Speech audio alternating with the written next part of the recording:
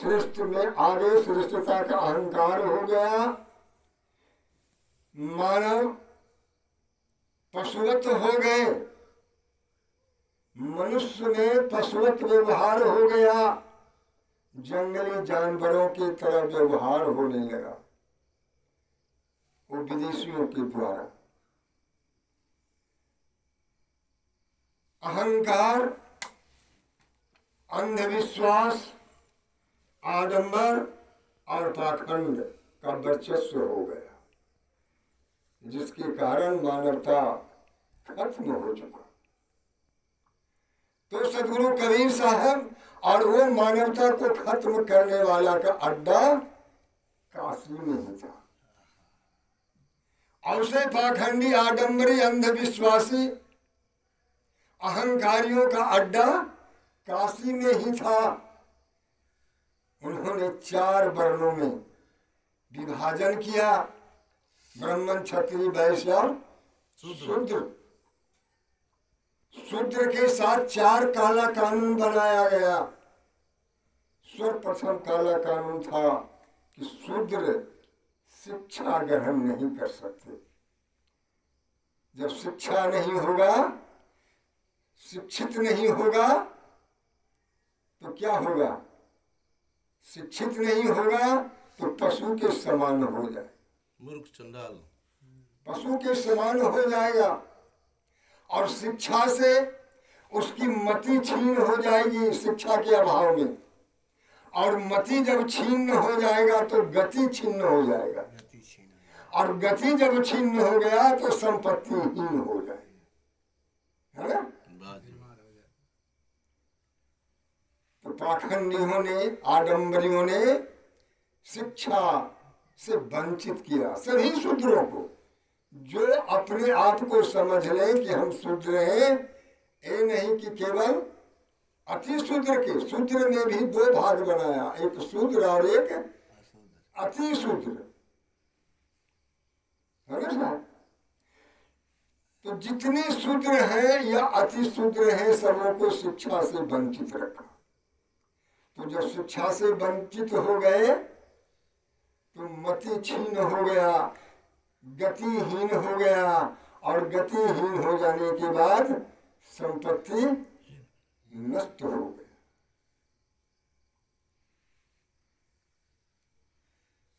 और पाखंडी भी हम श्रेष्ठ हैं, हम श्रेष्ठ हैं, ऐसी परिस्थिति में सदगुरु कबीर साहब वहां प्रकट हुए काशी लहरतारा तालाब में। क्योंकि वो पाखंडी, आडंबरी, अंधविश्वासियों का जो पेड़ था, जो पूरे भारत के भूमंडल पर छाया हुआ था, वह पेड़, उसका जड़ काशी महानगरी में था। वह पेड़ का नाम था रामानंद स्वामी। उस पेड़ का नाम था रामानंद स्वामी।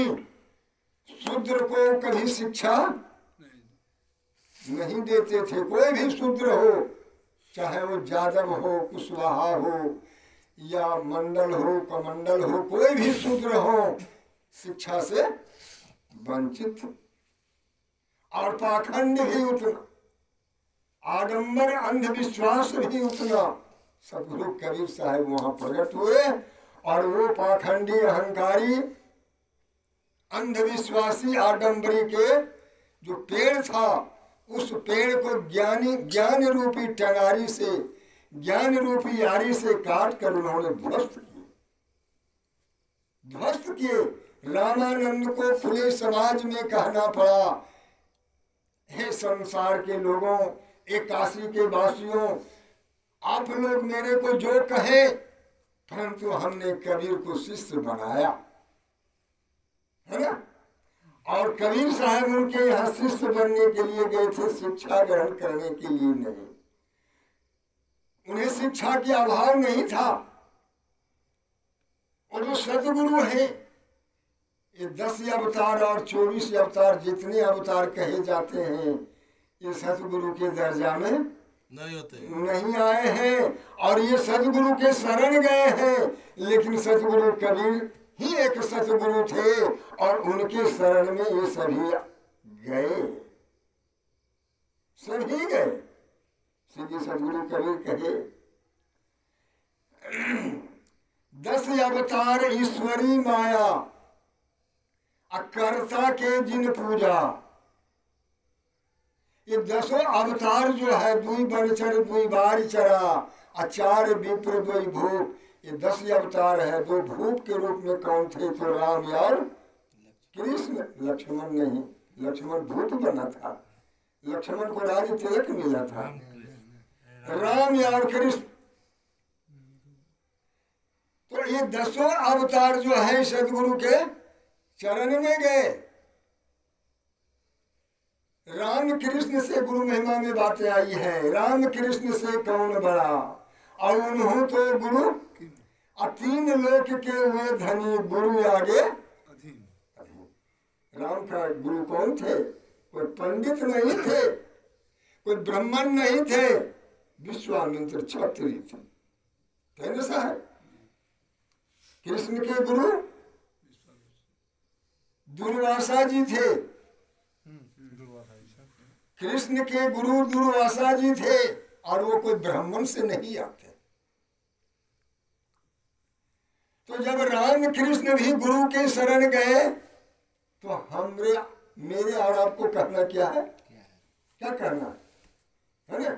इसीलिए गुरु महिमा में बातें आई है, गुरु है आदि अंत के दाता, और गुरु बिनु मुक्ति नहीं है भ्राता, है ना सर?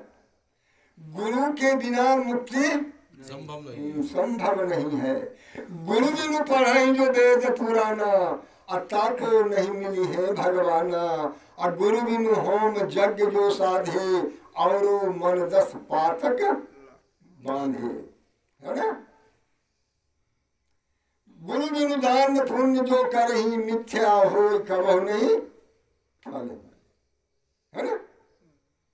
जब गुरु किया अटल अविनाशी, सुर नर मुनि सब सेवक राशि, भव जल नदिया यगम अपारा, गुरु बिनु कैसे उतरे पारा। ब्रह्मा गुरु यज्ञ को किन्हा, होम यज्ञ निज आज्ञा दिन्हा, काग भुसुंड शंभु गुरु किन्हा, अगम निगम सभी कहीं दिन्हा, है ना सर? गुरु महिमा में बातें आई। जब ब्रह्मा भी गुरु के शरण गए, जिसे ये पाखंडियों ने हमें भ्रमित कर रखा है कि ब्रह्मा सृष्टि करता है सर्वोपरि, हमें भ्रमित कर रखा है, मेरे दिमाग को बदल दिया है, उल्टा कर दिया। क्या बात है ना? लेकिन ब्रह्मा भी गुरु के शरण गए। जब वो सृष्टि करता थे तो गुरु के शरण जाने की क्या जरूरत थी, है ना? वो तो महान रहते। लेकिन ब्रह्मा के गुरु अग्नि देवता है, गौर करेंगे। ब्रह्मा के गुरु अग्निदेव है। जाज्ञवल्क्य यार जनक विदेही, दत्तात्रेय गुरु परम स्नेही, दत्तात्रेय 24 गुरु किन्हा, अहंकार कबून किन्हा, है ना? ये सारी बातें गुरु महिमा के तहत। गौरी शंकर यार गणेशा, उन भी लिन्हा गुरु उपदेशा, नारद दीक्षा धीमर से पायो, 84 से तुरंत बजाए, है ना सर? ये गुरु महिमा के तहत ये बातें आई है कि कौन और किनको गुरु बनाए। तो जब ऐसे ऐसे महान गुरु के बिना कल्याण नहीं हुआ, तो हमारे ऐसे ये पंच भौतिक त्रिगुणात्मक, है ना, 5 विषयों में रत रहने वाला तो कहाँ तक कल्याण हो सकता। अब चर्चा चल रही थी, भजन के माध्यम से हम लोग सुन रहे थे, भजन बिना पछते मेरे मन, है ना? भजन का भाव क्या है, जरा सा श्रवण कीजिए। और ये कबीर विचार मंच है, ये सतगुरु कबीर विचार मंच है, ये खाला का मंच नहीं है। ये मठ भी कबीर मठ है ना सर?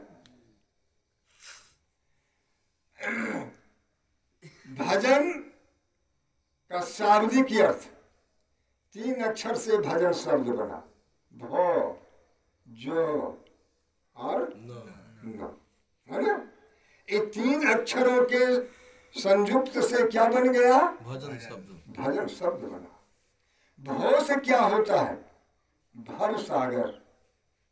भव से भरम सागर। भव सागर। भव सागर। जो से जहाज, सागर कहते हैं समुद्र के, है ना?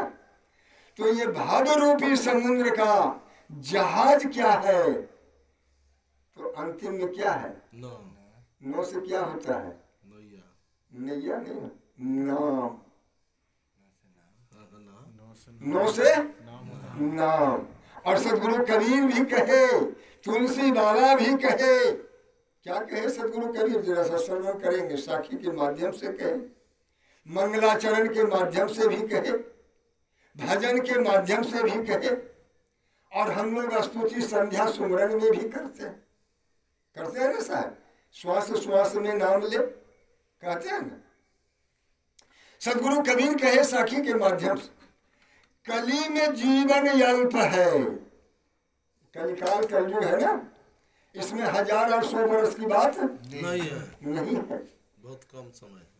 इसीलिए सदगुरु कबीर कहे कि कली में जीवन अल्प है, राखा वेग संभाल। वेग को संभाल कर रखे। वेग माने होता है तेज गति से, है ना? तो उसको कहे संभाल कर रखो। कली में जीवन अल्प है, राखा वेग संभाल। तत् साधन ना हो सके, केवल नाम आधार। इस सदगुरु कबीर के तुलसी बाबा इसी पंक्ति को मानस में भी अंकित किए। वो क्या अंकित किए? कि कलयुग जोग यज्ञ नहीं ज्ञाना। कलयुग जोग यज्ञ नहीं ज्ञाना, केवल एक नाम गुण गाना।